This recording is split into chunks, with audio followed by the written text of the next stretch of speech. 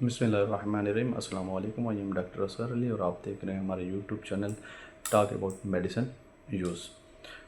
पिछले 3 एपिसोड में हमने पैरासीटामोल और इबुप्रोफेन के बारे में बात की थी, उनके इस्तेमाल और मुज़र असरात और कैसे इस्तेमाल करने हैं उसके बारे में हमने आपसे बात की थी।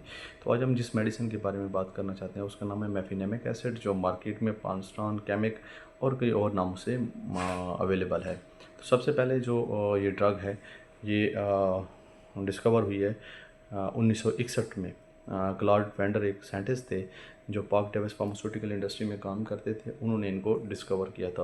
और पार्क डेविस फार्मा इंडस्ट्री जो है वो 1866 में हमारे वजूद में आई और फिर आगे चलते चलते 2000 में जाके ये फाइजर में मर्ज हो गई है।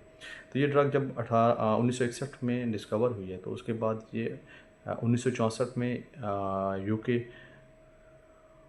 यूके में अप्रूव्ड हुई है और इसी तरह जो है ये जर्मनी और फ्रांस और यूएस में तकरीबन ये 1967 में जाके ये अप्रूव्ड हुई है। और 1980s में ये सबसे ज़्यादा इस्तेमाल होने वाली दवाई थी जो दर्द, बुखार और सोजिश के लिए इस्तेमाल होती है मेडिसिन। उसमें सबसे जो ज़्यादा इस्तेमाल होने वाली मेडिसिन थी वो मेफिनेमिक एसिड थी। तो मेफिनेमिक एसिड का जो इस्तेमाल है ये दर्द, बुखार और आपके जिस्म में कोई सोजिश है उसके लिए इस्तेमाल होता है। इसके लिए जो टर्म्स यूज़ होते हैं medically analgesic, antipyretic and anti inflammatory. तो इसमें इसके 3 असर हैं, एनाल्जेसिक भी है, एंटीपायरेटिक भी है और एंटी इन्फ्लेमेटरी भी है। आपका दर्द भी ख़त्म करती है, बुखार भी ख़त्म करती है, आपके जिस्म में कहीं भी सोजिश है तो उसको ये ख़त्म करती है। तो आगे चलते हैं और हम डिस्कस करते हैं कि ये आपकी जो ये मेफिनेमिक एसिड पांस्टान टैबलेट हैं ये किस किस शक्ल में आ रही है।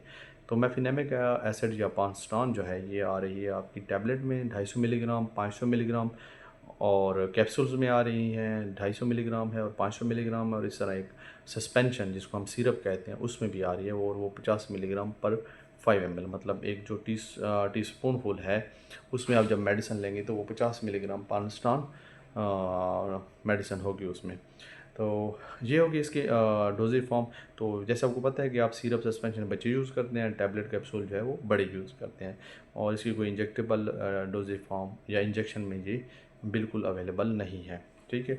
और इसके इस्तेमाल क्या है कि आपको जिस्म में कहीं पे भी पेन हो रहा है तो आप उसमें यूज़ कर सकते हैं। जैसे आपका दांत का दर्द है, सर का दर्द है, टांगों का दर्द है, कहीं भी आपको दर्द महसूस हो रहा है तो उस सूरत में आप ये मेडिसिन इस्तेमाल कर सकते हैं। ठीक है। इसके अलावा जो औरतों में माहवारी के टाइम जो दर्द होता है उसमें भी औरतें इस्तेमाल कर सकती हैं। और तीसरा इसका जो इस्तेमाल है वो ये कि बुखार, आपके जिस्म में बुखार है तो आप उस सूरत में भी ये मेडिसिन यूज़ कर सकते हैं। और ट्रॉमा रिलेटेड जो पेन्स होते हैं उसमें भी आप जो है ये मेडिसिन यूज़ कर सकते हैं। तो इसके कितने इफ़ेक्ट हैं? 3 इफ़ेक्ट हैं। ये एनाल्जेसिक भी है, एंटीपायरेटिक भी है और एंटी इन्फ्लेमेटरी भी है। ठीक है। और एक बात याद रखिएगा कि आपने इस मेडिसिन को 7 दिन से ज़्यादा नहीं लेना।